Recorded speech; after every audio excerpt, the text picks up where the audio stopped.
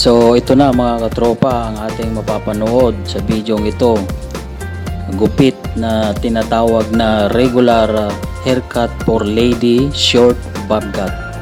So una kong ginawa mga katropa ay inipon ko yung lahat ng kanyang buhok para putulin natin dahil kukunin niya yung buhok na napagputulan. Ayan. So short bob cut po tayo dito mga katropa.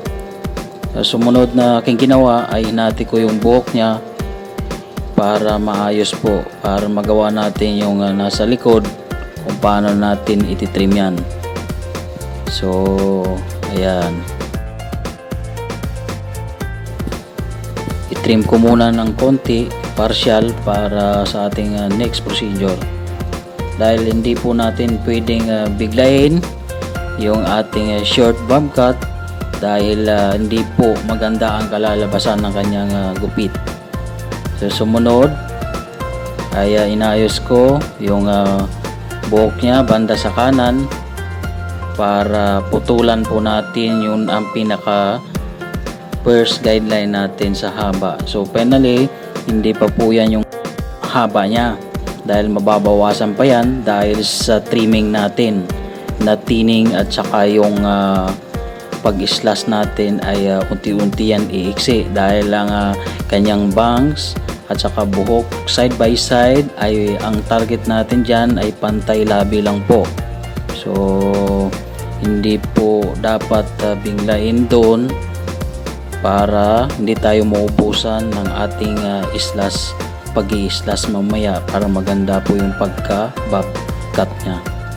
Ayan. So dito sa video ito mga katropa ay marami pong naputol para mapaikli po yung video ito para hindi po mangalalay sa kapapanood.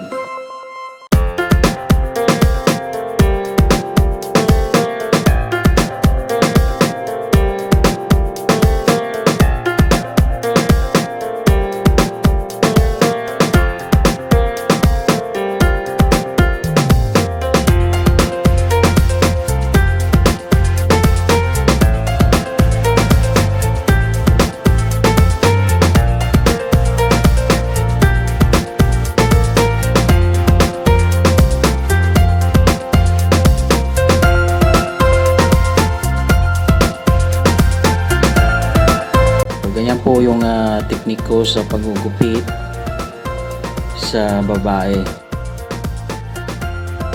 Pagka ang ating gupit ay bob cut ay tatlo po yung aking ginagawa dyan. Marami po tayong procedure kung paano gumupit ng short bob cut. Tatlo po yung aking technique mga katropa. So ito po ay pangalawa po na aking procedure sa paggugupit ng short bob cut.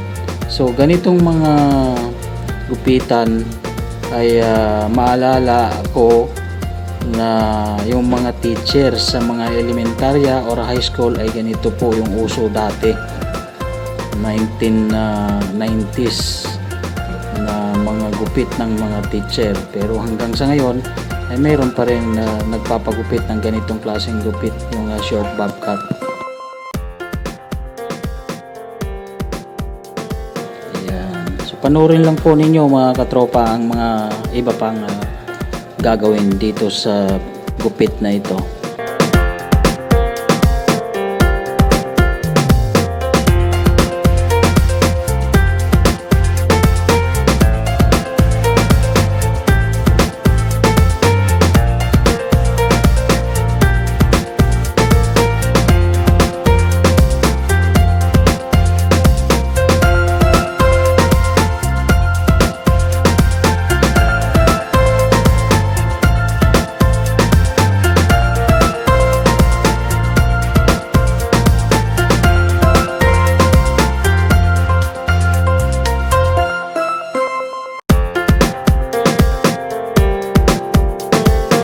So ngayon mga katropa ay i-barbers ko na po ang kanyang likod.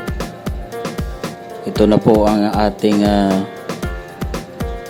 ginagawa ngayon ay barbers po yung kanyang likod. Ayan.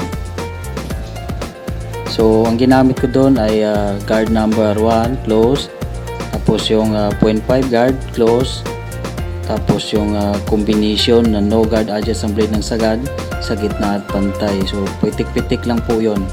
Tapos bigyan natin siya ng outline side by side hanggang likod ng tainga lang po ang ating ginawa ng outline kumbaga. Ayan, so nakikita nyo mga katropa, nakikita natin yung barbers nya. Maganda po yung pagka blend ng barbers. Ayan, so panurin lang po mga katropa.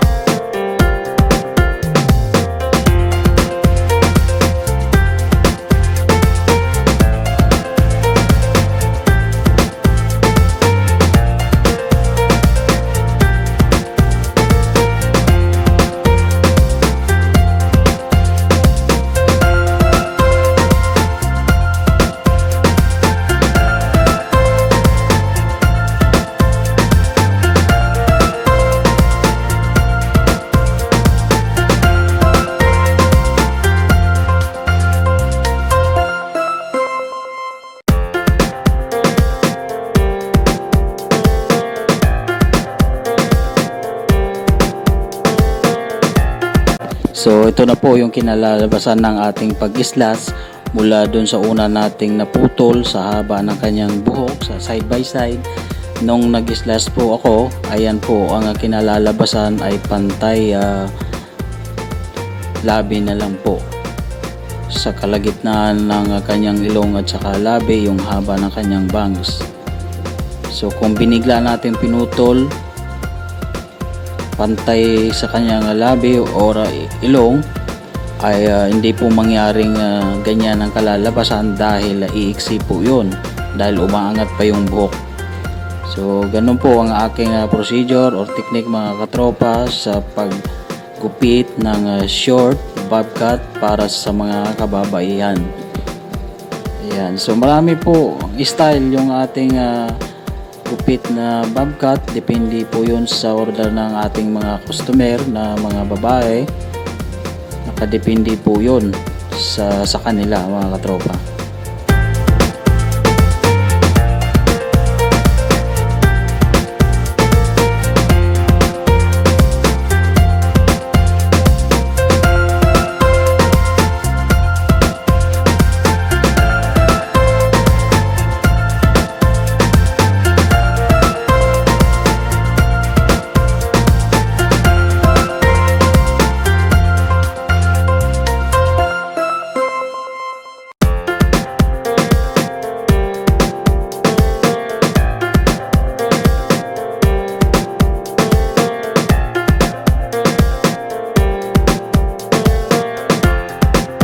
So ang ginagawa ko ngayon mga katropa ay finishing touch na lang na pagtitrim para maganda po yung pagkausli-usli ng kanyang buhok.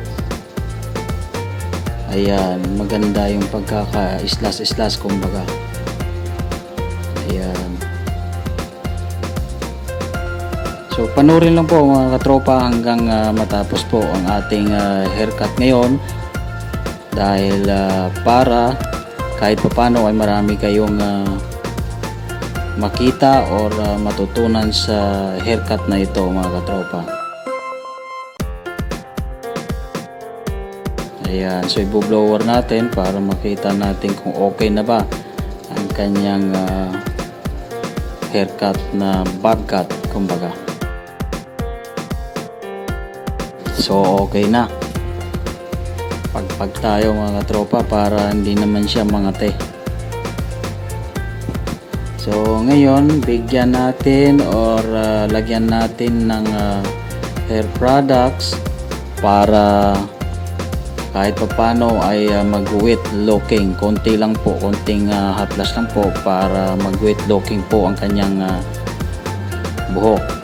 Dahil ito ay regular haircut lamang po, gupit lamang po ang ating ginawa rito.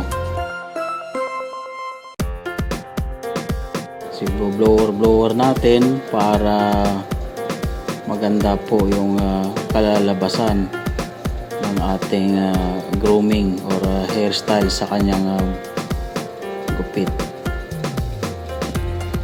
Ayan. So ganun lang po kasimple mga katropa ang ating gupit na kinalalabasan ng kanyang gupit. Ayan, so i-style na po natin yung kanyang buhok kung anong magandang style para sa kanya. So sana mga katropa marami kayo natutunan sa haircut tutorial kong ito, kahit papano ay tutorial na din. At sana po suportahan nyo po ang